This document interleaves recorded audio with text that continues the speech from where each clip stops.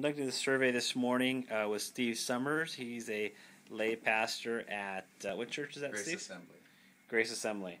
Okay, I'm going to ask Steve a few questions here. The first question is, Steve, what are the greatest struggles in leadership that you find? Well, dealing with youth, which is what I deal with, I think that the biggest struggle in leadership is probably with finding the right formula to connect with kids and to give them, inspire them and give them a reason to want to follow you. Great. What do you think are the greatest joys in leadership?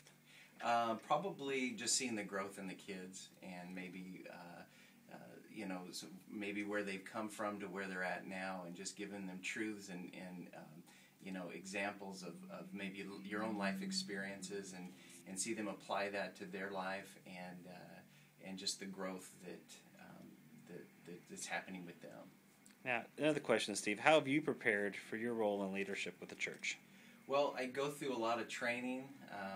Our church offers a lot of leadership training, and so I go through a lot of training seminars and things like that. There's a lot of great books that are out there that gives examples. The Bible's probably the biggest example of leadership training. Do you see a difference between management and leadership? Yeah, I'd say that a good manager is a good leader.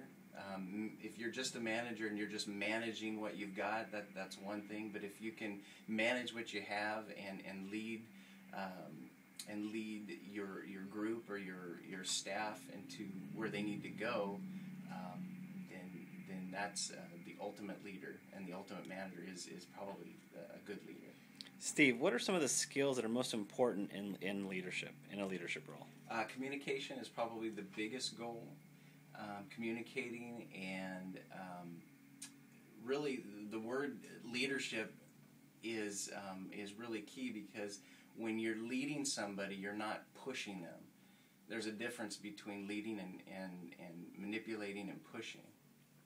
What are the important relational issues in leadership with peers, subordinates, or supervisors? I think open communication is huge. Identifying with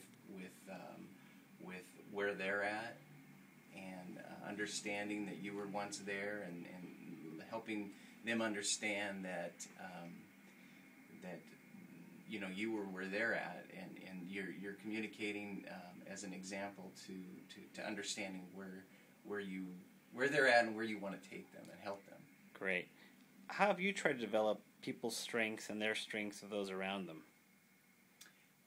Developing strengths, probably biblical principles is the key for me, and to understanding, the greatest example that we have, and the biggest mentor that I have, the greatest mentor I have is Jesus, and watching his life and using him as an example and how he led people, and like I said earlier, Jesus never went behind anybody and pushed them. He always led them, and just like a great shepherd, he would never go behind a sheep and push them. But he walks in front, and the sheep follow him because they want to follow him, not because they have to. Wow. Thank you, Steve.